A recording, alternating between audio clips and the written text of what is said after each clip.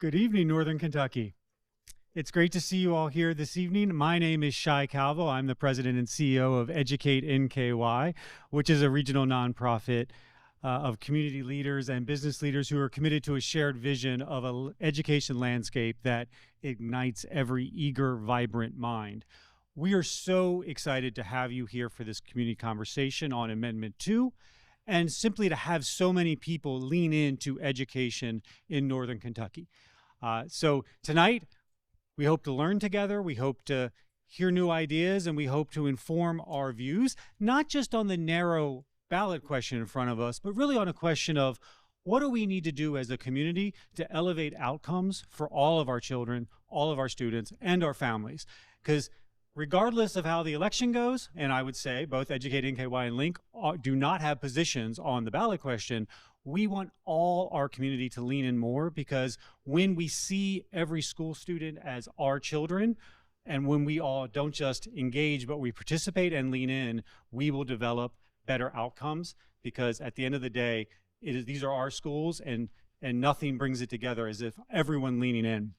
So with that, I'm very excited to introduce our partner in this effort. Lacey Starling is the CEO of Link NKY, and I want to thank her and thank her team for putting this together. They were our partners, but they did most of the work, so I'm really excited to work with her and to have this conversation together. Lacey.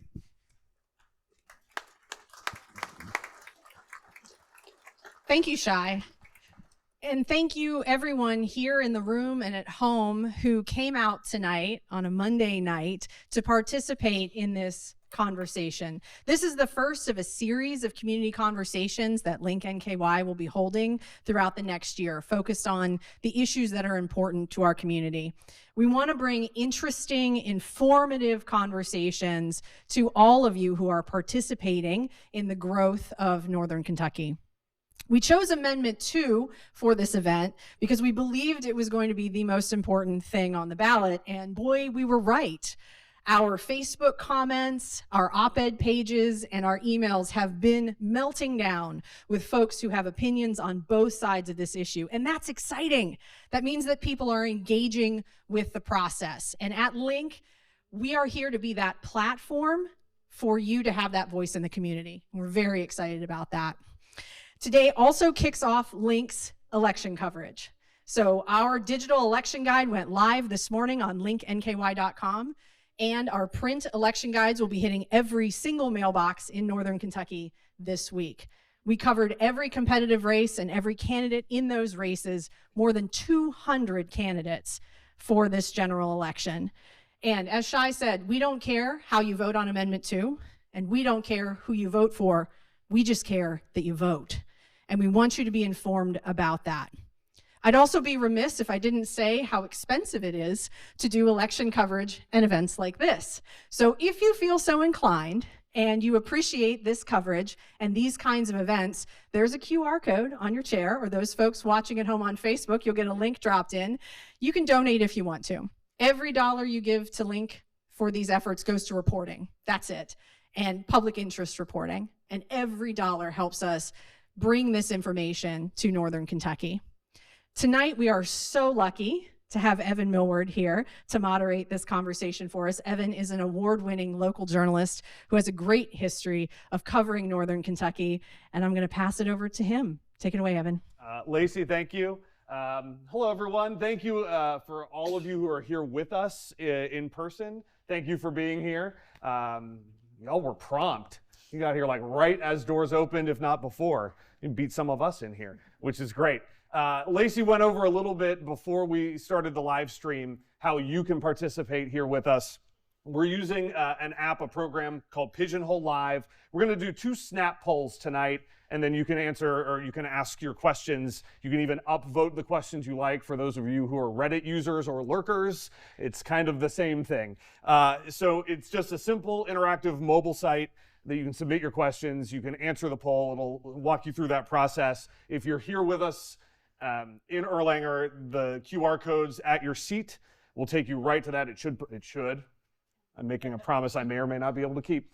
It should pop right up, and it's pretty straightforward. It looks a little something like this for you. This is my moderator version, but there's really 3 options here. So that's on the QR code there. For those of you watching, you at the laptop at home, you can also participate using this too. They're going to drop the link to Pigeonhole Live in the chat, so that's either there or there, depending on how you're. It's been a while since I watched the Facebook Live, but it's one of these two.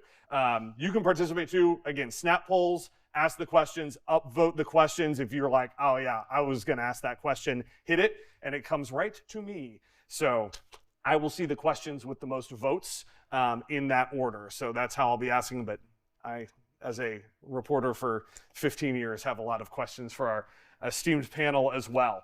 Let's meet them, because we don't have all night to listen to me talk about things. So we're going to start with Brigitte Blom, the president and CEO of the Pritchard Committee for Academic Excellence. Brigitte, thank you for being here. Jim Waters is the president of the Bluegrass Institute for Public Policy Solutions. Jim, thank you. Thank you. Jorge Elorza, the CEO for Democrats for Education Reform in from Providence. Thank you for being here tonight. And Lauren Hodge is the director of foundational education at Yes Every Kid Foundation, coming from my old neck of the woods, the Dayton, Ohio area. So thank you all for being here. I want to start things off. Like you all sat like in order. I don't think we planned it this way, but this works. In the order of my questions, actually, I'm going to start with Jim. So maybe we didn't plan it this way here. Jim, we are all here to talk about Amendment 2. I always like to say when I covered trials, it was the onus of the person coming in to make the change, to make a case. I'm going to ask you to start with, why are you advancing Amendment 2 and how do we get here?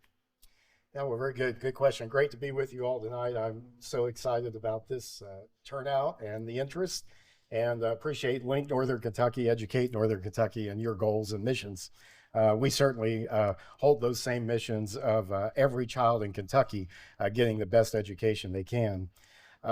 45 other states in America tonight have offered their parents education choices that we don't have here in Kentucky.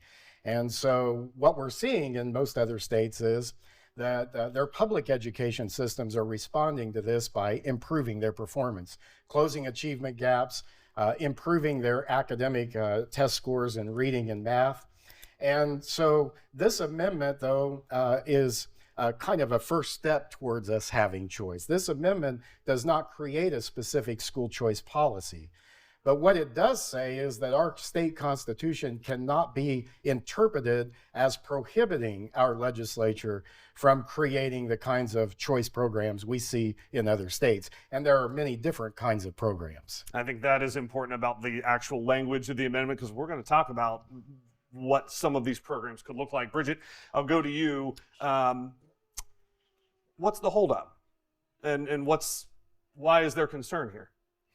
So the Pritchard Committee has been a citizen-led independent organization for 41 years now, with a singular mission all of these 4 decades, and that is to promote vastly improved education outcomes. We can point to times in Kentucky, in this 40-year history, where Kentucky has outpaced the nation improving outcomes. And we can point to times where we have concerns on one outcome or another, or on a whole basketful.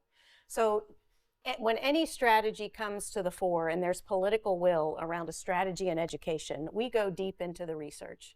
What does the research say about that strategy and whether or not that strategy is likely to improve outcomes for our state? We are 6th poorest in the nation. Our outcomes are much better than the level of poverty we still wrestle with. So investing the public dollar wisely for a return on investment is critical. This strategy, private school choice, which is primarily the issue that's behind Amendment 2, is not a strategy to improve Kentucky's education outcomes writ large. And for that reason, the committee has issued a statement of opposition to the amendment. Good time for me to say the first snap poll question is open, has been here for a little bit, and that is just what is your baseline? Where are you all coming from about Amendment 2 as you stand right now? What do you think about it? Take some time here in the next minute or so, answer that snap poll. That gives us a baseline, and then we might compare later. We'll see here. I think this is great. This is not a debate, right? We didn't set anyone at a podium or at a table, because we're going to have a conversation. That's why we have our next two panelists here, because I think this is really interesting to go really 30,000 foot view too, as we drill deep into Kentucky. But I also am intrigued on what we're looking at nationally and how Kentucky is talked about nationally. I want to go now to Jorge. I know from what I have read, your group is open to reform and choice with some guideposts. And I'm curious what your thoughts are on where Kentucky stands right now. Sure. So I want to say good evening and thank you for including us in this conversation. Right off the bat, what I want to say is, I'm just excited that education is receiving so much attention. And part of the challenge that we see in the policy and politics of education throughout the country is that it's just not prioritized. When I think about what makes America strong, our economic strength is as much a product of our educational levels and educational capabilities as it is of anything else. So the importance is up here, but the prioritization that it receives in the political discourse is somewhere down here. So I'm just really excited to see it get this level of attention. Now, my organization, it's a national organization. We don't and haven't and won't take a position on yes or no on Amendment 2. But I do want to share a bit of the national landscape and what we see, particularly with Democrats. We focus on Democrats to try to encourage them to be as open to reform as possible. Because the truth is that status quo is not serving too many of our kids throughout the country. Kids are being failed throughout the country, and this is indefensible and unacceptable. And we constantly push for our party to lead on this issue, because ultimately, the more we believe, the more that our party leads on the issue, the more it addresses the needs of the kids who need it the most. And so there's a rough landscape out there. I'm excited to see it get more attention here. And perhaps, what's happening in Kentucky can be even more of a catalyst to make sure that education receives more and more of a priority in the national education conversation. Lauren, I'm going to ask you kind of a similar question. It's a clean slate, should Amendment 2 pass for the legislature? What are your thoughts on how that looks at the national level in comparison? So thank you so much for allowing us to be here. It's been said before, but I truly am grateful. If you're not familiar with Yes Every Kid Foundation, we believe every child is extraordinary and has extraordinary capabilities, and that we should be unlocking those capabilities however it best works for them. And we recognize that no two children are the same. And so a one-size-fits-all system really destroys some of those inherent capabilities children have. And so we are for all sorts of innovation and ideas and exciting policy opportunities that are around education for the purpose of unlocking the potential of every child. So to your question, I think that we're not here to take a position on the amendment, and we won't take a position on the amendment. But I think there's a really exciting opportunity to not only play in some of these innovative policy ideas the way other states have, but to create your own. I think one of the most fascinating things that have happened in education in the past 4 years, when you look across the country, it's that we're becoming creative. We're seeing new pedagogies. We're seeing disruption of the amount of time that it takes to educate a child, the places we think to educate the child, the manner in which we are thinking about outcomes. All of that has evolved so rapidly in the 4 years that it's exciting to see Kentucky have this level of interest, have this level of passion, and really, the sky is the limit for your opportunities. It's to you to decide what you want for your community, what you want for your children. If you're familiar with an organization called 50 Can, they are a national organization, but they just recently put out a fascinating poll. 20,000 parents that were polled. What's clear? Parents want different. their desires for their curriculum, their desires for what's being taught, their desires and hopes for their child's outcomes, they're low.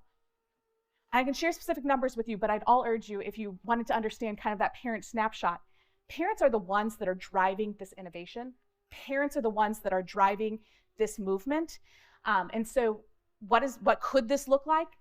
It's up to you.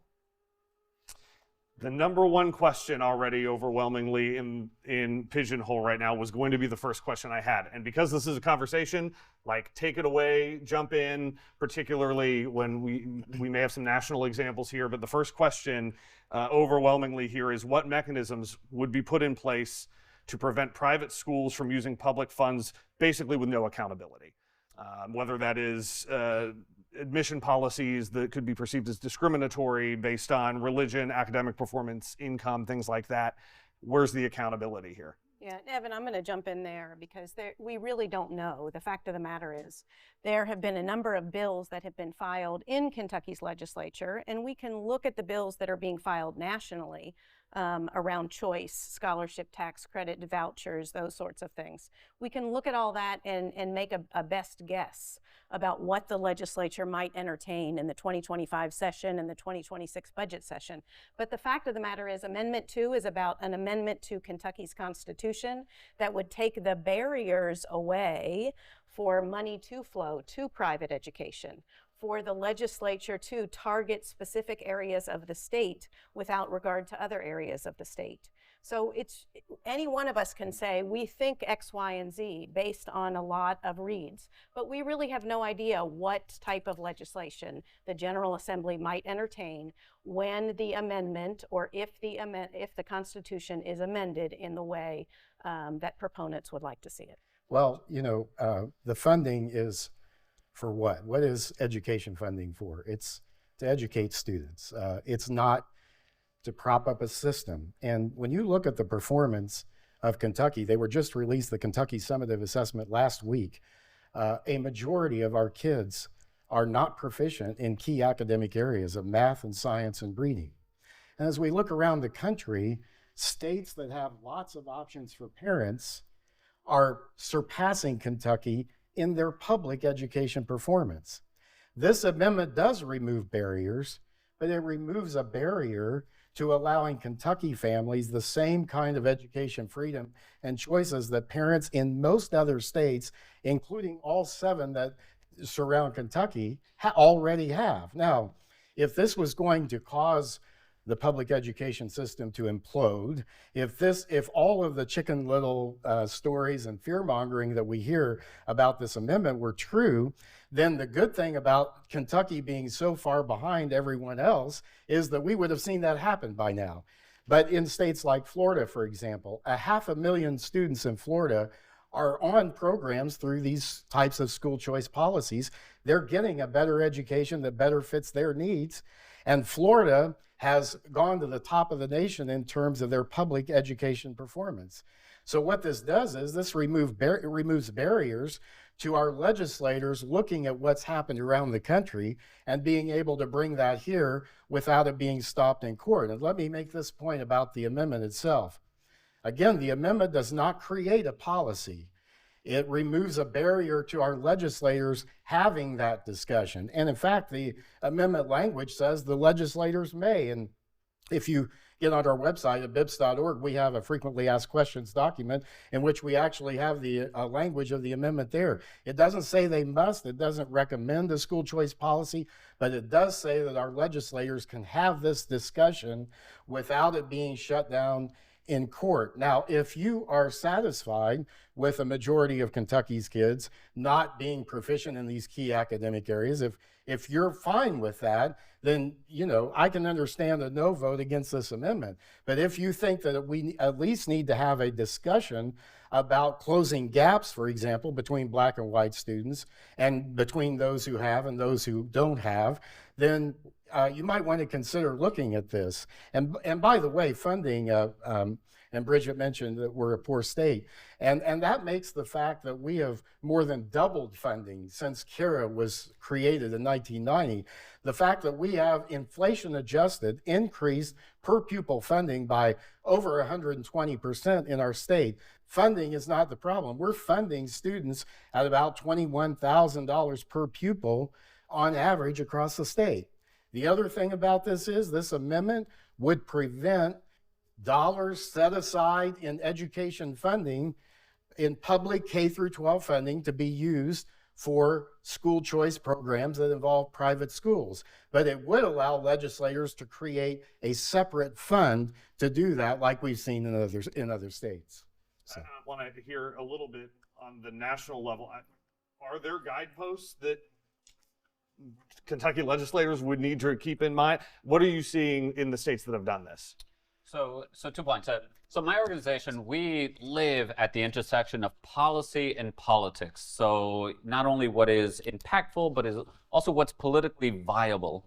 And again, we focus on Democrats, getting Democrats to embrace reform. Our organization is very much known for being supporters of public charter schools. And the case that we make with public charter schools is that parents deserve choices. In the same way that families with means have choices, families with means, we move to districts with better school district with better schools, or we move or we send our kids to private schools. Families without means deserve those choices as well. And so we've advocated historically for those choices within the public school system. We haven't, as an organization, taken the next step and advocated for choice with private schools. But with all that said, we do believe that choice for parents is a powerful tool to make sure that there's pressure to have schools improve. And when you give parents choices, 2 things happen. First of all, they want more choices. They see what's possible and they want more of it because, of course, they do. But also what we've seen is that when parents have choices, the traditional public schools have also gotten better. And so that's a really interesting take. On the flip side of it, you asked about some of the challenges with accountability with private school choice.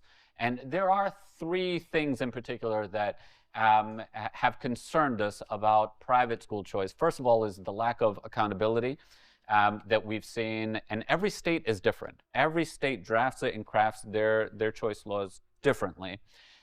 So you can't paint with too broad of a brush. But the lack of accountability is certainly a concern, right? If public dollars are going towards something, don't you want to know whether it's actually delivering results and is better than the alternative? So that's one. Second is tailoring these programs so that the support goes to the folks who need it the most. We've seen in several states how they've basically become subsidies for families that already send their kids to private schools. It doesn't have to be that way. They can be drafted differently, but that is a concern. And then the other concern is around civil rights protections. There are strong protections to prevent discrimination based on race.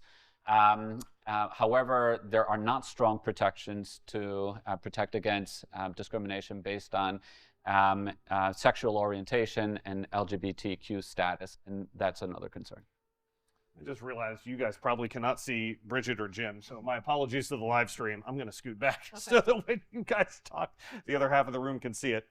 Sorry, I'm a big dude. I get in the way real easy. Accountability is the theme here with all of this. The next highest rated question is now the highest rated question is, so why should we vote to support an amendment of our Constitution when there is no plan that we can actually look at going forward yet? Well, I think that we want the legislators to come back and say, this is what's going to be the best policy for Kentucky. You know, Mark Twain is credited with saying that when the world comes to an end, he wants to be in Kentucky because we're 20 years behind everybody else. But the upside of that is, it's not usually a good thing, but the upside of that is we can see the school choice programs that have worked in other states, both public and non-public choices, charter schools and non-public school options, and we can avoid some of the problems that have occurred, and there have been. There were problems a few years ago in Ohio with charter schools, but because of their accountability process and that they required those schools to either get better or close, many of them have improved their performance. It's interesting on accountability. I don't think there's any higher level of accountability than a parent saying, this school is going to be the best fit for my child. This school is going to provide the best education for my child. When parents make that decision, as Jorge was talking about, that there's a powerful thing that happens there. That's a lot more accountability than a student being assigned to a school by a public school administrator who doesn't have any idea what their needs are and what their educational learning capacity is. And I think that's why we see almost 4 million kids in charter schools today across America who are thriving. Many of them are thriving, and many of them are from low-income minority homes. It's always interesting to me that I want to ask the question about accountability for our public system. Where's the accountability for failing a majority of our kids in the public education system? And why would we want to use accountability to prevent parents from having that option? That's the greatest accountability you can have. If a parent isn't satisfied with what a school is doing, they don't have to enroll their child in a charter school or a non-public school. They have the say. And that's what we need to do. We need to re-empower parents and return control of education to parents. So, Evan, if I can jump in and just provide some additional context for the conversation. I think Jim has mentioned a few times, and I think Jorge and Lauren maybe have as well, that Kentucky is in the unique position of being behind 45 other states who have choice. When that statement is made, we have to understand that that includes states who have passed a charter school bill, who may have open enrollment for public schools, and have some level of choice for private schools, have vouchers to private and parochial schools. So Kentucky has passed charter school legislation. Charter school legislation is on the books in Kentucky. Kentucky has open enrollment between public school districts. That's on the books, it's part of our law. This conversation to amend Kentucky's Constitution, its founding documents, in 7 areas is about vouchers to private schools and parochial education. That's what you're being asked to vote on. And the research, frankly, that's not on the ballot, but that's what the removal of the protections in our founding documents is about. So you're talking about all these choices we already have. Why such opposition to expanding those options? Why is there such a, we're going to go to the mat to prevent this in our state when we know it's worked in so many other places? Yeah, well, I know. So what does choice look like, right? Because you have charter school, public, private, you've got vouchers. It can look different. It's not just vouchers. The conversation is about investment and where we are investing the public dollar. My dollars, your dollars, whether or not you have kids in school or not, we have made a compact with one another as a state. And Kentucky led the nation multiple times, not just the Kentucky Education Reform Act, but if you look at our Constitution, the commitment to educating Kentucky's young people has been a common and a golden thread throughout our history. To now, if we think about investment, this is an investment conversation of our public tax dollars for what we have decided is a public good. Amendment 2 will change that public good and make education a private good. In a poor state where we have limited dollars to invest, we must invest them wisely. And this is a risky bet at best. So we've increased, we've more than doubled per pupil funding, inflation adjusted, since CARA was enacted. It was about $10,000 per pupil when CARA was enacted. We're now spending twice that much, but our gaps between our black and white students are just as wide as they were when CARA was passed. A majority of our students are not getting the education they need. So this has to be a question about what is best for students. This is not about the system. This must become a focus on students and parents and what they need. CARA did a great job of providing equitable funding across the board. But the other part of Kara said, we believe that every child can learn at the highest level. But when you only have 15% of your Black students who are proficient in math, just last week the numbers came out, but yet we have administrators and superintendents, well-intended, talking about how we ought to be excited about an 88 to 90% graduation rate. I'm trying to justify how we have a majority of our students failing in key academic areas, and yet 89% of them are getting a diploma. So I guess I'm curious, because we are here in large part because of the state Supreme Court. Is a no vote on Amendment 2 then, this is the flip side to the conversation we were just having, would a no vote on Amendment 2 then equal the status quo? Does that say we're fine with this? I would say not, Evan. I think a no vote on Amendment 2 is not saying we're fine with the status quo. We at the Pritchard Committee are not okay with where we are from an education outcome standpoint. But we are going to be intentional enough to get behind policies and strategies and investments that are likely to move the needle on those outcomes. And this scheme is not one of them. It's, like I said, risky at best. So a no vote on Amendment 2 means wrong strategy, try again. And this type of engagement, absolutely. Our national panelists complimented the room, the level of engagement. This is nothing new for Kentucky. When I walked in and I saw folks around the room here, you know, it's reminiscent of the 1984 town halls, which happened in every single school district in the state in 1984 to move us toward the Kentucky Education Reform Act. And in the decade after that Reform Act, which at the same time charters were being implemented, so Kentucky has been an anomaly when it comes to some of the things Jorge is talking about, because we took a different path to engage Kentuckians deeply in the system of governance through school-based decision-making councils, through school boards, through local effort and curriculum decided at the local effort. We have been very different than the rest of the nation. And in that decade after Kara, we outpaced most of the nation in growth. Up until 2015, we were outpacing the nation and improving rapidly to the point where we had gone from the bottom of the national rankings in the 1980s to the middle by 2015, at the same time that Massachusetts had gone from the middle to the top. So it's a fallacy to think Kentucky is backwards and Mark Twain 20 years ago, because we have led and have an opportunity to continue to lead. If voting down Amendment 2 is the way we go, if we vote it up, I would argue it's a race to the bottom, and we're following the other states to the bottom, and yes, we're far behind those states heading to the bottom. I want to punt to Lauren and Jorge at the national, and I don't want to be like, you're our representatives from from outside of town, but do you have a sense of what the view of Kentucky is at a national level to that point?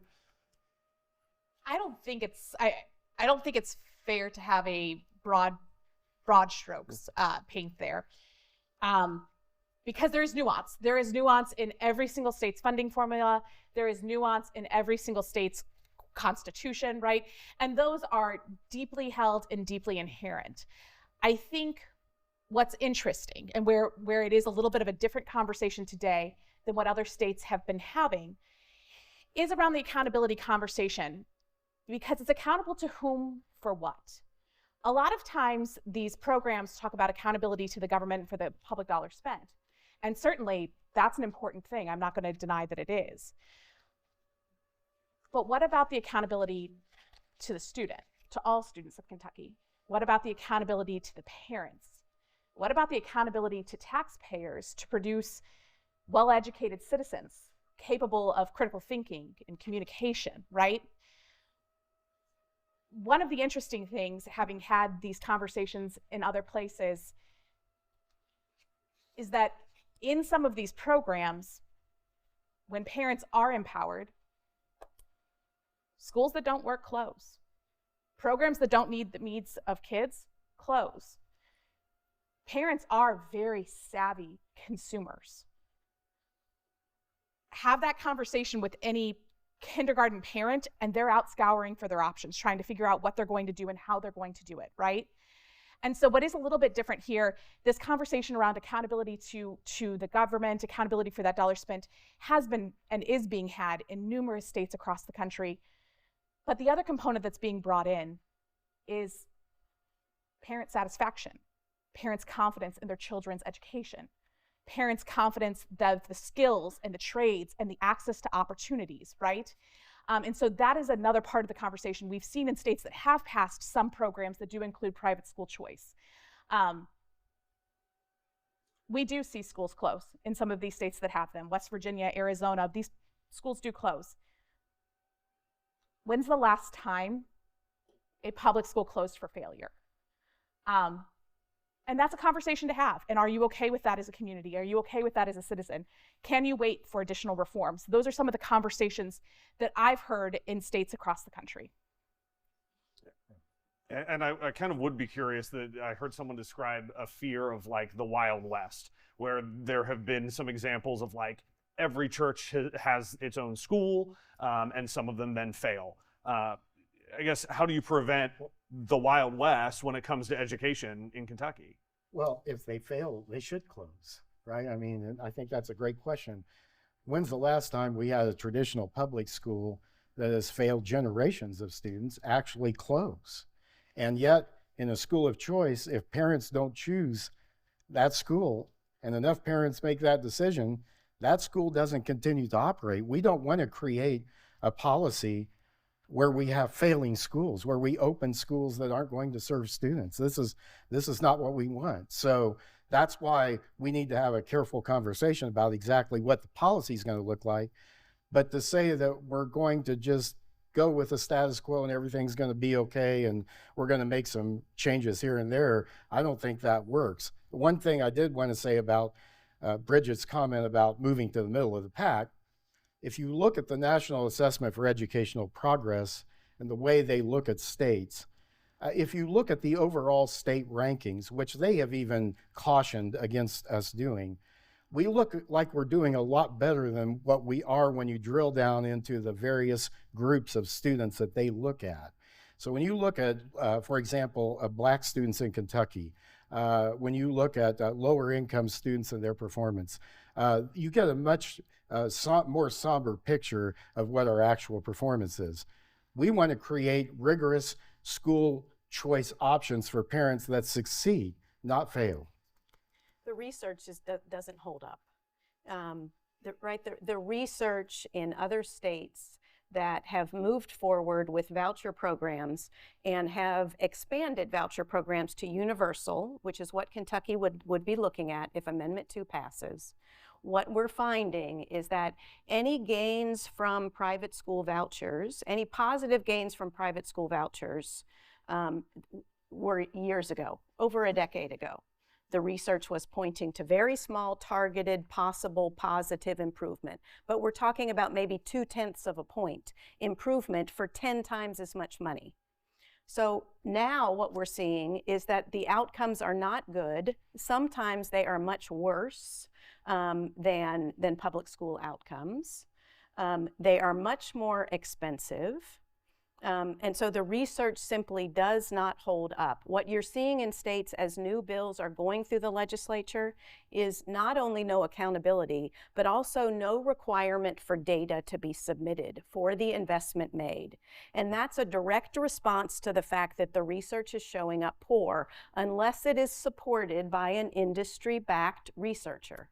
So when it's supported by an industry-backed researcher, you see more positive outcomes. So make no mistake, when people start hiding the data, folks in Kentucky, we should be paying attention to this. So in Arizona, they recently, or a couple of years ago, they expanded their education savings account program. Brigitte and many others came out when they were, and said that caused a budget problem in Arizona. But just a couple of weeks ago, the education commissioner of Arizona came out and said, we have a $4 million surplus, and all of this talk about ESAs causing our budget to implode are nonsense. We have a surplus in our budget. But here's the question is, what about parents? I mean, if they're satisfied, then that should be, I think, a really important consideration in this conversation. Is this what parents want? And, you know, when we look at the polling for school choice, the idea of giving parents a choice overwhelmingly across the board in our state has been positive, 60 to 70% in most cases. And so what's happened with this amendment, though, is the challenge is getting that translated into support for this. And there's been a lot of things said that just aren't true. For example, Kentucky doesn't have to have a universal school choice program. If this amendment passes, let's have a discussion about allowing lower income families, lower to middle income families, having that option. Would you be for that? Would you be supportive of more options for lower income students who are disproportionately in failing schools, disproportionately left behind by our public system? And we're going to amend the Constitution in 7 areas to have a conversation about this. The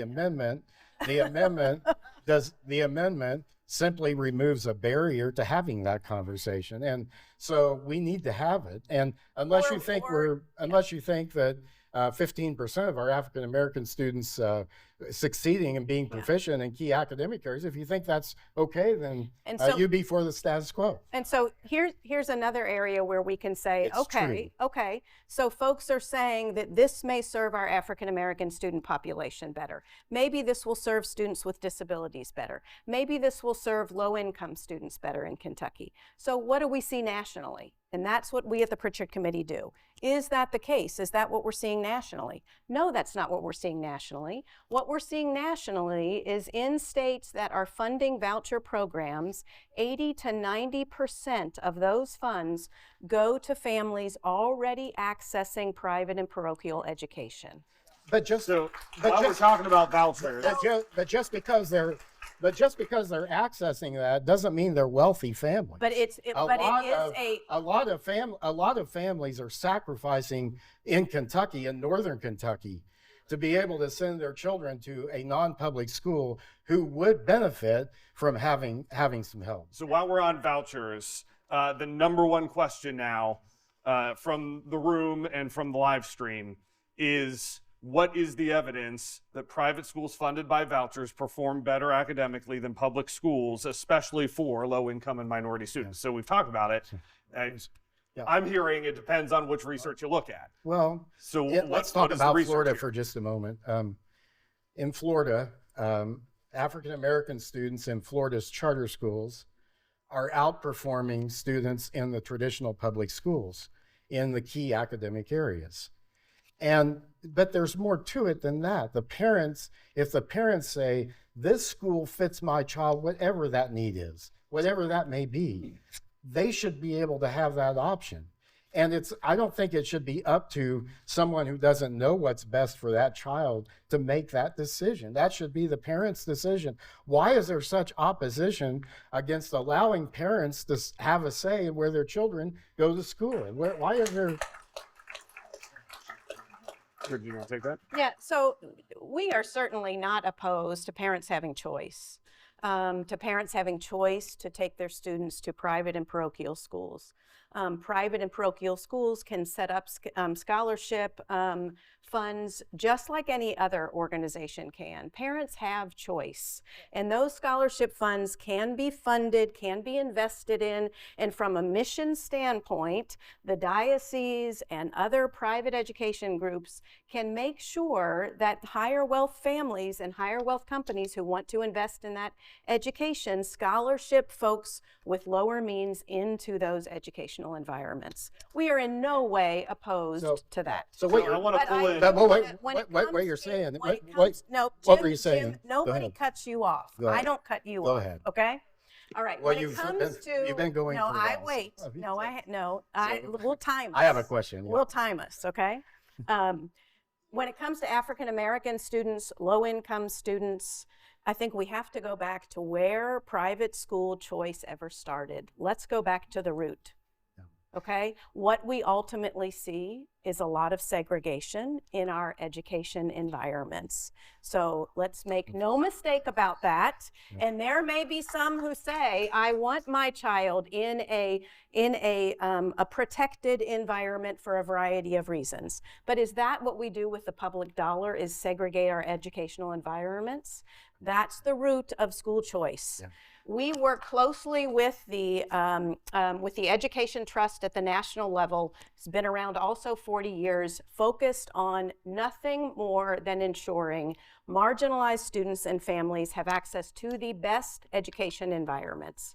This is not a scheme that the Education Trust gets behind in any way, shape, or form, because it is not proven to support our African American families and students better, and often leaves them, Jim talked about market failure. So that's, again, we're having private good conversations. Are we going to put low-income families who are stressed to the limit to make ends meet and make decisions for themselves, are we going to put them at risk of market failure for a choice that will be marketed to them just like any other private good? Those are the protections we're talking about. The reason she didn't want me to say anything, because she knows what I'm going to say, is we say, well, yeah, we're for parents. You say, I'm for parents having choices, but just don't ask us to help you with that. Don't ask us to help the single mom in the west end of Louisville or in this area who is working 2 or 3 minimum wage jobs to keep food on the table and a roof over their child's head. Don't ask us to give them a scholarship or offer them some help in order for them to provide a better education for their child. So yeah, what you're saying is a very kind of an elitist view, I think, which is, hey, we're okay with you having choice if you have the means. And Kentucky does have school choice in that sense. If you're wealthy, you can pay for a non-public education. You can write the check for a tuition at a private school, or you can up and move to a better school district. But what we're talking about tonight is providing parents that don't have that option, providing them with the help that they need. And then it's interesting to me about the conversation about segregation, because if you look at a couple of things, one is that our lower income Black students are disproportionately being left behind. During COVID in Louisville, we know there were thousands of low-income kids that did not get educated for the better part of 2 years. And then when you look at the participation in school choice programs across the country today, 57% of charter school students in America are low-income minority students. That's a pretty good number out of 4 million students. Then we have another 1 million students who are on non-public school choice programs.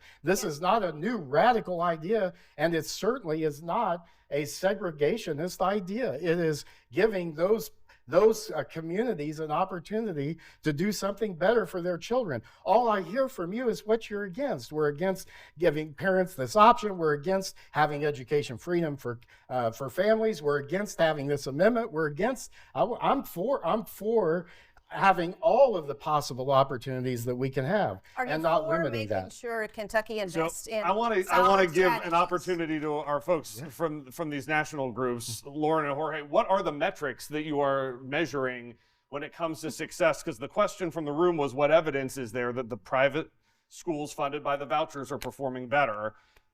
What are the metrics that we're looking at? So I would point out research that's coming out of EdChoice, which is a research entity who does a comprehensive study of all of the research that is done around these programs. For gold standard studies, those are their RCT or random control test experiments. There are 17 total studies. 11 of them show positive student outcomes in the form of increased test scores. 4 show no visible difference between, and 2 show any possible negative effect. So just for reference, that is from EdChoice, and that's regarding their testing outcomes. And Lauren, tell folks who EdChoice is. Sure. EdChoice is the intellectual legacy of Milton and Rose Friedman. They are a school choice foundation that certainly does support it. And I don't hide that at all. But these are actual researchers who are PhDs, who go through a rigorous research process. And we're talking about random industry. Funded by the industry. Yes. I'm not going to talk about who they're funded by. I just don't have that. That's the point. So, and I think there's questions about accountability here, because every question is, but if it's a private school, where's the taxpayer getting, is the taxpayer able to get this data? How are they accountable to this, rather than just from an organization saying, well, we did the survey, trust us on it? Well, they didn't do the survey. Let's be clear about that. EdChoice didn't perform the research. EdChoice did the summary of all the research that has been done. So to your point, this is research that is being done by your state and local institutions, your state universities and those types of things, right? They just compiled the summation of the reports. And I have no problem with that. Yeah, Jorge. And just to add to this, so I had my policy team look at all the research, and the conclusion that I received was that the research was decidedly mixed. Many of these programs are also just very recent, and there isn't enough time, not enough time has elapsed. We just don't know whether you get better results or not. The point that I did want to make, we are reformers. We are unsatisfied with the status quo. In Providence today, my home city, can you believe that only 2.4% of high school seniors, kids that we're about to send off into the world, only 2.4% can do math at grade level? In Baltimore today, there are 23 entire schools where not one single child can do math at grade level. It's indefensible. And this has existed for decades.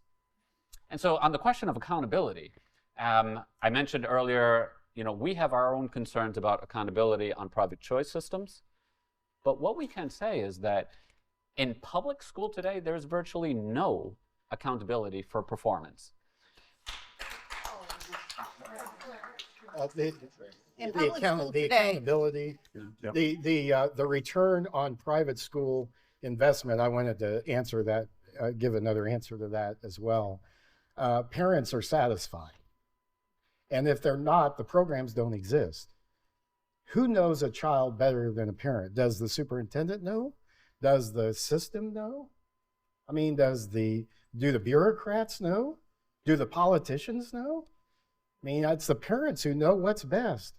And I'm sorry, but to continue to keep doing the same thing the same way is just definition of insanity. And like Jorge said, we've seen the same thing here for decades. We've had CARA.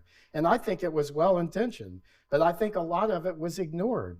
We do believe that every child can learn at the highest level, but just because one type of education works for a certain segment of children doesn't mean that that's the best across the board. There are people who need different things. Kids need different things. And then the amazing thing about that is when we give it to them, the public system steps up and says, we have to do better.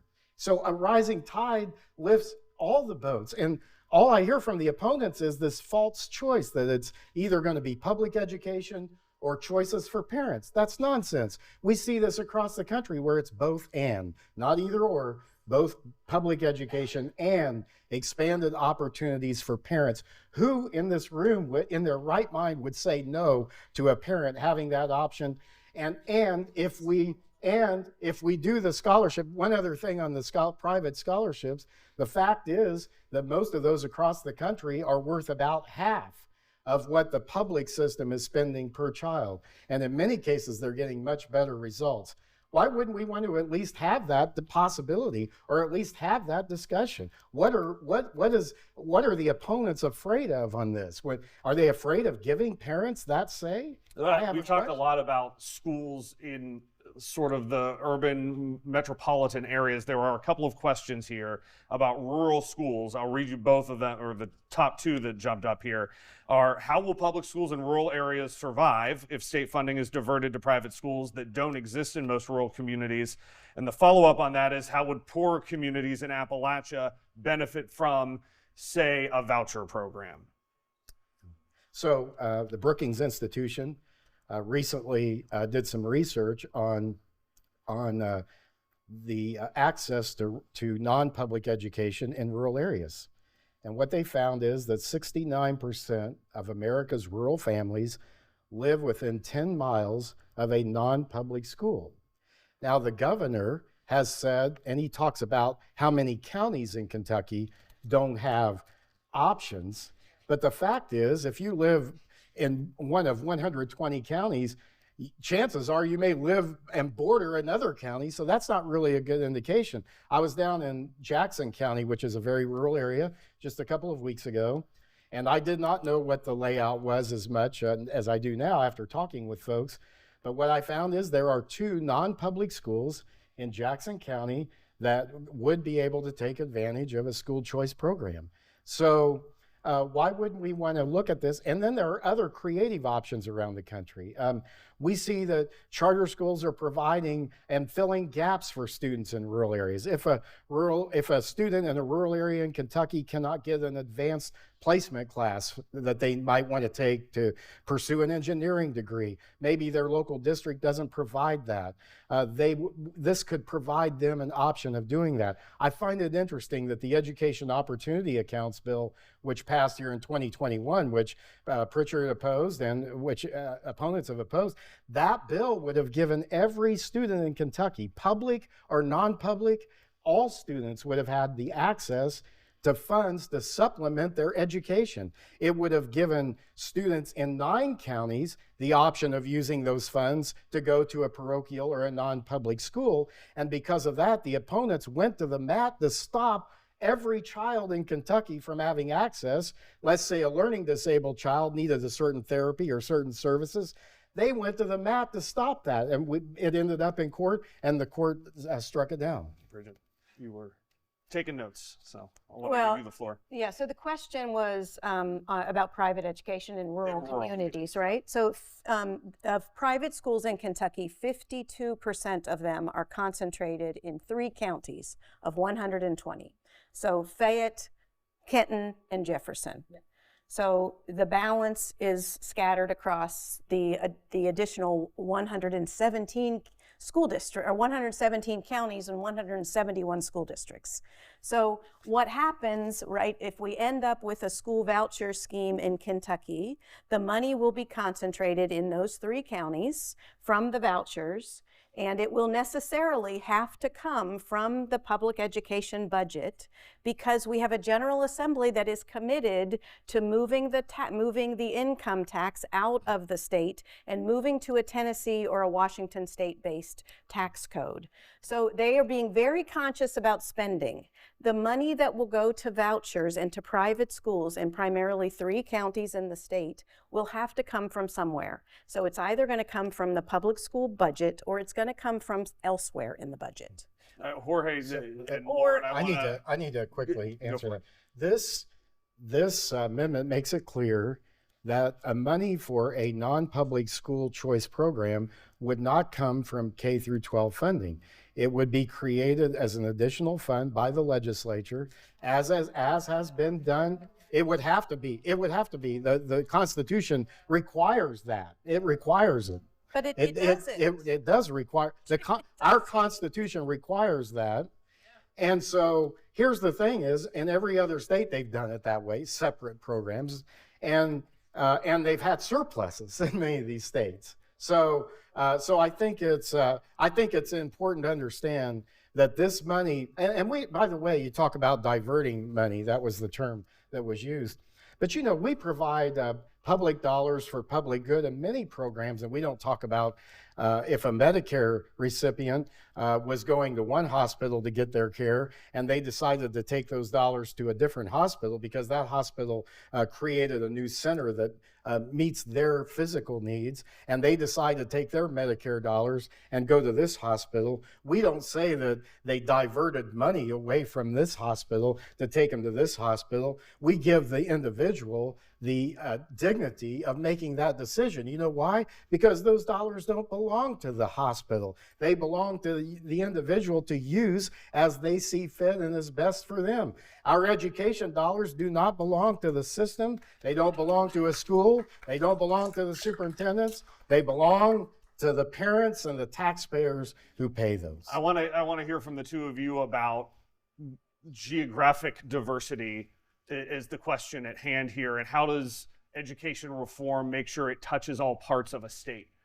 So I think this is where it's important that education reform is more than just private school choice. There are lots of policies that are impacting rural areas. So things that we've already talked about, open enrollment is one of those, right? Let's say maybe you're in a rural county that doesn't have another school that's nearby, right? Other things that are impacting rural counties, mastery-based competency. I was just in Fargo, North Dakota last year, where it's a public school, and they totally rethought how they could serve their student population. And so one of the things that they did was they inserted mastery-based competency into their classrooms. So the child's coming to the teacher each day and saying, hey, this is going to be how I show you that I've mastered this concept. Maybe it's a test, maybe it's a paper, maybe it's a presentation.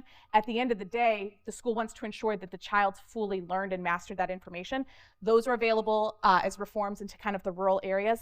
But I'd also like to highlight, and I'd be remiss if I didn't, one of the biggest things that's happening that's not related to a choice policy or anything like that is the microschooling movement that's happening across the country, and I guarantee you it is happening in Kentucky as well. And this is huge in the rural community. And these are traditionally smaller learning environments that are applying a variety of pedagogies or approaches. Maybe they're leveraging the surrounding rural area that they're in. Maybe they're partnering up with some trade or skills that are nearby in that community. Maybe they're doing something more akin to a homeschool co-op. But that is one of the biggest movements that is impacting rural areas, is really that community taking hold, building what they want for their students, and enabling those students to develop and deploy their skills so that they can have the future that they wish to have. And I love the innovation angle, that idea of small learning environments where kids get a personalized education. Of course, that's what we want, right, as parents. Without a doubt, that sounds really nice. I think most of us are probably thinking that, right, when I think about my own kids. Back to the question about rural, what Lauren just shared, if we think back to, right, there is a reason we as taxpayers put money into a system. And when we move towards something that is a market-based system as opposed to a public goods system, what we end up with is especially without accountability for the venture, we end up with an unregulated market in rural areas, and likely folks going in, somebody described this to me as, this is predatory lending for education. That's what you're opening the door to, is predatory lending for education. So if Amendment 2 would pass, what we need to ensure is that there is accountability. There is accountability for the education, micro schools, or whatever that are set up. Because it's not just my money when my kids were in school that we're talking about. It's not, and I appreciate the money follows the kid kind of mentality. I get that. Folks, I raised 4 kids. Put 4 kids through public schools in Kentucky. I understand that. But we have to remember that now my kids are grown and gone. I'm still paying into the education system in the state because of our belief as a state that education is critical. So it's not just about my choice as a parent. It's about all of us benefiting from the successes and the failures in education, and ensuring that the system gets better so that when we are all on the other side of it, we have an educated, participatory workforce and a highly educated population in Kentucky that benefits all of us. We need to not lose sight of that. I want to share one other thing. It's just, let Brigitte finish here and then move on to the next question. And I'll quickly get through this, but we're throwing around numbers. And so let's really talk about, what does this look like from a budgetary standpoint? Because this is our state, right? We're paying into it. We're going to be faced with higher taxes or lack of resources, whatever it might be. There are 76,000 private school students currently in Kentucky. If 50,000 of those current students would access a voucher, if we have vouchers in the state, at roughly $6,000 per voucher, which is less than a lot of private school educations, but close to what the state invests per pupil for public school students, we're looking at $300 million. And that's if only 50,000 of the current private school families access a voucher. $300 million. And so the key there was, she said it's equal to the state amount of funding, but districts get several revenue streams for each student. So they get local property tax dollars, you all pay those. They get federal dollars plus the state dollars. And this has been very disingenuous argument to only focus on one of those revenue streams. When you put all of those streams together, on average in Kentucky, we're funding at least at $20,000 per pupil. I agree with a $6,000. I'll go with a $7,000 voucher. How much would we save if a child leaves the public school and takes advantage of a voucher, of a $6,000 voucher, when we're spending $20,000 right now to educate them? In many states, this is happening, and they're getting some pretty good outcomes for students who need something different. Those are savings. That's something you never hear, by the way, is you never hear the students benefiting from these programs, and you never hear about the fiscal benefits of these programs. $6,000 to educate a student is less than half of what Kentucky is spending right now. I want to go That back is real a quick plus. to something that came up in the rural schools discussion, because I heard us talk about it and flagged one of the questions that's been submitted was if the money the students get only covers a portion of their tuition. So I think we're talking about the scholarship program here. How are then families in poverty supposed to pay for the rest of that tuition that then wouldn't be covered as part of this program? So I'll let you guys talk about it, but I know like you guys have touched on this as well. So fair game for as anyone. Our national folks get ready to answer, I just want to put a little bit of context on this. The median household income in Hazard County in Kentucky is $27,000 a year. The median household income in Kentucky is $61,000 a year. So put this in context, what a family, the vast majority of families in Kentucky can afford above what the state might provide in a voucher. Well, we know from across the country that vouchers on average are about $7,500, which there's a lot of private educating going on for $7,500 a year. And private schools are doing this. By the way, in Louisville, we had a private scholarship program. It wasn't a public program. These dollars were donated with no tax benefit. And they had 6,000 kids on the waiting list when they ended that program. And all of them were at or below the federal free and reduced lunch income rankings, which is the very poorest of the poor. I mean, there was a great interest in getting this, and they were educating kids in Catholic schools, in secular non-public schools for $7,000 a year. There's a lot of great stories that came out of there. It can be done. Schools will work with parents to educate kids. They want to educate them. This isn't about the system. And they're doing that now. So how are we Scholarship fund, catching right? kids up then if it's a scholarship? And is there a way to get them? What do we see at the national? Is there best practices on this when it comes to a scholarship program? So a couple thoughts come to mind. We follow this issue throughout the country. Governor Shapiro in Pennsylvania made an interesting proposal. So I spoke earlier about how oftentimes the way these programs have been designed, they end up being simply subsidies for families that already send their children to private schools.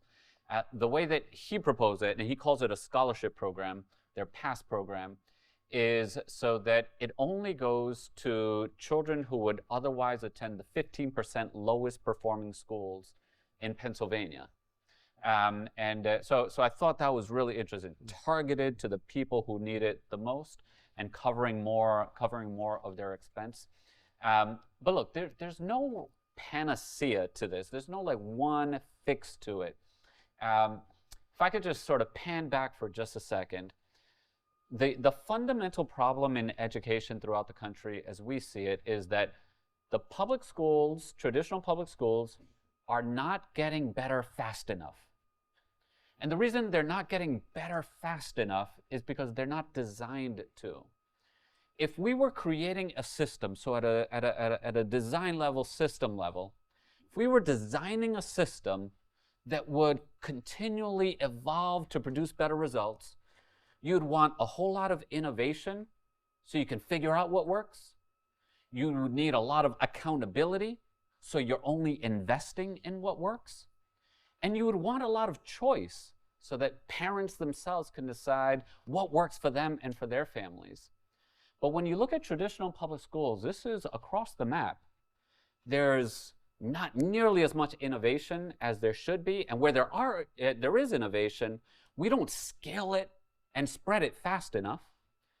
Accountability, it's hard to make the case that there's as much accountability as there should be, and there's very little choice for families. And so in a system like this, of course it would stagnate and wouldn't continually produce better results. And so the challenges that we face in education are massive. And we have to be open to very different ways to approach this challenge. And you might fall on one side or the other side of Amendment 2. I think this is a fascinating conversation. I simply want to stress where we all started. The fact that we're all engaged here and having a deep conversation on the merits, on the substance of education, is really exciting. And if I would say, this is a great start to the conversation, but to truly transform public education or schools throughout the state and throughout the country, we need to, think about even going farther than the conversation that we're having here today. So I think that raises a good question. We've talked about scholarships, we've talked about vouchers and charter schools. I'm curious then what else is being done in other states that is not something that we have immediately thought of and touched on this evening. So one thing I alluded to was that microschooling movement, those small learning environments. There are policies out there to enable them to exist and operate where they are traditionally small business friction points around zoning and around the business mechanisms of starting up a business that has children. So it's not a childcare and getting into some of those regulations. But I say this because this is one of the biggest things that's happening across the country, without a doubt. These are former educators who have left the classroom saying, I know it can be different and I want something different, and parents are flocking to them. These can be parents themselves who maybe have, there was a great school out in Las Vegas that I was at, former Navy fighter pilot, right? And he's teaching an engineering curriculum. Well, that's years and years of experience, right, at work that he's putting into the classroom and giving hands-on experience. So that's a major, major area of transformation that is happening. And I would mind you all, happening largely absent a policy. I agree so much with Jorge. There's so much further to go with this. And I have a lot of confidence and a lot of hope from the educators and the families that are saying it can be different. I want something different. And when they can't find it, they're designing it themselves. Tell a parent that they can't do something and watch them show up. And they will. And we've seen it time and time and time again. Other big reforms that we've kind of walked around and seen, open enrollment. We've talked about it today, but it is a truly transformational policy, but getting it right matters. And by that, I mean paying attention to whether or not families still have to pay the difference, or if districts can charge different tuition, or if there's a fee to go to another school. All of those can act as barriers, right? So really re-examining that open enrollment, re-examining how it works in your state, and is it as available to families as it was intended to be, right? And is there ways that we can make it more open? Making the public system porous. Sometimes that bit of customization, sometimes that bit of supplemental education, that tutoring, that special education program, the ability to take a class at the community college, or the ability to have a dual enrollment, those types of things. Making the system as porous as possible so that families can and learners can customize. Career tech education is one of the most demanded things that families don't have, according to the 50-can survey. There are great jobs that are out there. You can begin to get hands-on access to them in high school, making those types of things possible. And so really being transformative with the public school system to allow as much individualization and customization as possible. But all of this, I'd be remiss if I didn't say belies one thing: trust in families, trust in students, that they can and they will figure it out. That they may try something, and you know what, it may not work. I see this a lot. I tried something. I sent my child here, and you know what, we didn't like it, so we made a different choice. If we're going to be transformative, we have to have a certain amount of respect that I may choose something different than Jorge, and he may choose something different with me, and that's okay. But all of it fundamentally comes down to the fact that every child is different, and if we trust our neighbors to maybe make a different decision, there's a limitless possibility to education in Kentucky. That actually got me right to the time I needed you to, and you didn't even know it. Thank you. I want to point out, those watching the stream, those in the room, the second snap poll is open now. It is the same question. We're just going to get a different baseline at where we're at here. That was how I wanted to get into our last few minutes of this tonight, was hearing from you guys. And I'll give you a couple of minutes each again to kind of wrap up some thoughts, because my question was, what are the changes to be made? And then what should Kentucky, my final questions for all of you, rest on January 1, 2025. What does Kentucky need to be talking about from from your perspectives? What should Kentucky be talking about when it comes to education January 1, 2025? I'll start. I think of this as very straightforward. I was a former mayor. I was the mayor of Providence, Rhode Island. I served for 8 years. And it's very important to have that political leadership, and particularly executive leadership, if possible. I think it's really important for either the governor or the political leaders in the state to say, this is our concrete student-centered goal that we are all going to work, that we're all going to work towards.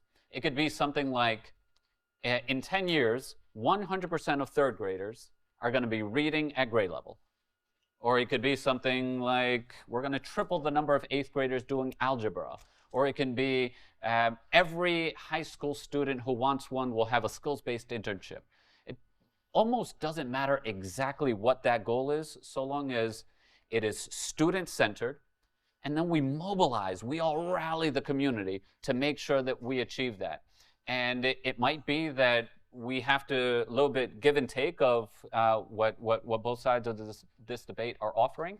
It could be a slew of entirely different ideas. But we have to set a goal as a state, we have to set a goal as a country, that this is our priority. We're going to get kids, this student-centered goal, accomplished, and let's all roll up our sleeves and be part of that solution. Lauren, you have anything to add? You teed us up really nicely there. That's beautiful. So. I think January 1 is the same as it is today.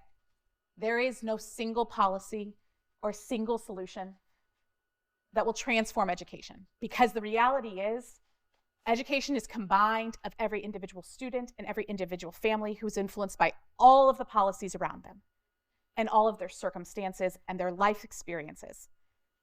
There's no answer here. What there must be here today and on January 1 is innovation, transformation, the willingness to try something. And I know it's really, really hard to maybe take that gamble, maybe take that risk. But we don't get different results when we don't try something different, right? So what is the thing that we can do different? And I love Jorge's point. Make it student-centered, make it family-centered. How do you make sure that these children who are in your schools today have the outcomes that they desire, are employed, are working, are going to college, right? I had a wonderful study group a couple of years ago where we asked parents, how do you know if your kid's school was successful, right? Like, how do you know if you got a good education? And oh my gosh, it was this great panel and it had all of these moms on it. And this one dad, and the moms are going through all of the details, right? They had this score, they got into this college, they're doing this type of thing. And the dad gets up and he goes, "Is this the last question?" And we go, "Yeah." And he goes, "All right, then I'm just gonna say it. I know my kid's education was successful if they're not sleeping on my couch after graduation." And we chuckled at the response, but it was truly a great response. Because at the core of it, what is he saying? My kid launched. My kid is able to support themselves and live a life of meaning and purpose in the way that they've desired and chosen to do. That's all we want. That's what we want as parents. We don't get there unless we start thinking about the kid first, the family first, and being really willing to transform our own ideas, our own beliefs, and try some new things. So you all have been great with your questions because someone or multiple of you hit my last question for each of you in the question panel. So in fairness, I gave Jim the first word. I'll give Brigitte the last word.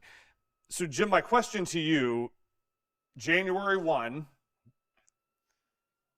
what does the legislature, should Amendment 2 pass, what does the legislature need to do starting out of the gate of the session? So not January 1, but you know what I mean. If the amendment passes, right? Correct. So first of all, I want to say the Bluegrass Institute was very supportive of reforms to our open enrollment policy here in Kentucky. It wasn't that long ago that for a student to transfer from a public school in one district to another, they had to get the approval of both districts, both the district they were leaving and the one they were going to. Now, they simply have to get the approval of the district they're attending, and there are some other issues still to be worked out, but that was a big change in allowing some more choice and some more options. So we were very, very pleased about that progress that our legislature made on that. And let me say this, we would be open to a school choice policy that begins with, as Jorge mentioned, students in the lowest performing schools having an option, having a scholarship or having some kind of school choice option. Would you be open to that? Would you agree that we could begin there and give parents of students who are in schools that have really not done the job for many years, would you be in favor of allowing them to have some choice and allowing the legislature to fund a program that would allow students, as he mentioned, in the 15 lowest performing schools to have a voucher or scholarship? And let me say, school choice is not, I agree that it's not going to solve all of our education issues, but I'm still waiting to hear anything else in any other part of the country that has caused the public education system to improve more than this type of policy has. So I want to see all boats rise. And so I think the discussion on January 1st would be, where can we start? Where can we begin? And I think a good place to begin, why not begin with the students who are in the lowest performing schools and who have the greatest need? Let's start there. Brigitte, different take on it. Say Amendment 2 fails. What then do you look at to improve student outcomes, and how do you measure that? Yeah, absolutely. So again, we focus on solutions. That's not what we've been talking about tonight, our solutions to improving education outcomes. But that's what we do year after year after year. Lauren mentioned reading and mathematics, or Jorge, you mentioned rallying around reading and mathematics, rallying around students graduating, ready to be successful post-high school. Those are things Kentuckians rally around. In the last few years, the Read to Succeed Act passed in the General Assembly. The General Assembly committed $22 million to the Read to Succeed Act. We're seeing that start to take hold and improve outcomes. The legislature followed with a Numeracy Act, again, putting money into professional learning for teachers to improve numeracy in the state, which is an area where we need to desperately improve and have not done very well. We're seeing additional things in the legislature around a meaningful high school diploma and are positioning to do that work as an organization. Had a survey out that maybe some of you received as business leaders to help us better understand what a meaningful diploma is to you. The fact of the matter is, while Kentucky is now third in the nation in high school graduation, up from being bottom of the barrel a generation or so ago, third in the nation, while something to celebrate because it took Kentuckians rallying around that to get there, we know that our kids need more than a high school graduation, that we need some way of ensuring the high school diploma is actually evidence of their readiness for success post-high school. And the fact of the matter is, right now, in the vast majority of places, it is not that holy yet. Do we have some bright spots across the state to be able to point to and show this is what it looks like to ensure a meaningful diploma for Kentucky's high school students? We absolutely do. And can that work continue, and can that work start to pick up with General Assembly support and solutions? Absolutely. There are a few other things that I want to highlight quickly from a solution standpoint. Things we actually know work if what we're interested in is improving education outcomes. And they are that our students, students and families, but especially students, have access to the physical supports that they need to perform at a high level. Do they have access to physical, visual, dental, and mental health supports? And the fact of the matter is, a lot of Kentucky young people do not. So how is our community stepping up to ensure that that support is there, that higher wealth families naturally are able to provide on their own? The second is access to expanded learning time. So that's after school, and that's through the summer months. Parent satisfaction with schools is actually really good in Kentucky. And it's even better, surveys show, when parents have access to extended learning time for their young people. Again, higher wealth families naturally have that because you take your kids on vacation and you have them in extracurricular activities after school. But to ensure that those wraparound services are there, that's the second thing we need to focus on. And communities can step up and be part of that solution, and community resources can be part of, including the diocese and private schools, can be part of ensuring those wraparound services are there for public school students to improve outcome. The third is community and family engagement. So we all feel better when we're more deeply engaged in solutions together, and that's where we should be focused as a community. And the last is ensuring that those things are in place so that our teachers in our schools can do what we expect them to do, which is to support and facilitate high-quality teaching and learning environments. So we, the community, have got to be responsible for removing non-academic barriers to success for our young people so our schools can do what our teachers have been trained to do and what we expect them to do. And right now, unfortunately, in far too many places, we are not getting that right. But that's what we need to be talking about January 1, 2025. Can we get a round of applause for our panelists?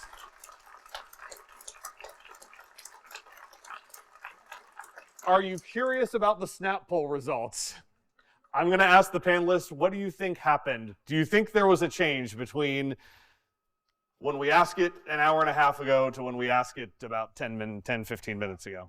Well, I'm going to say that made me really nervous because what that told me was I'm being graded tonight. And that's why I didn't give you the results before I made you give your closing thoughts. Any guess? Almost identical. Almost identical how people are planning to vote. I think that speaks largely to sort of how firm people believe in this issue.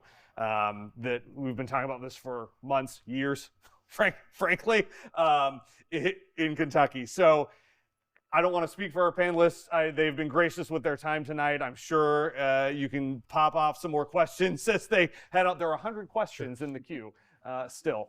So thank you all for your time being present. Thank you for watching. If you're watching on the live stream and engaging with us. Brigitte, Jim, Jorge, Lauren, thank you guys so much. I appreciate it. Thank you.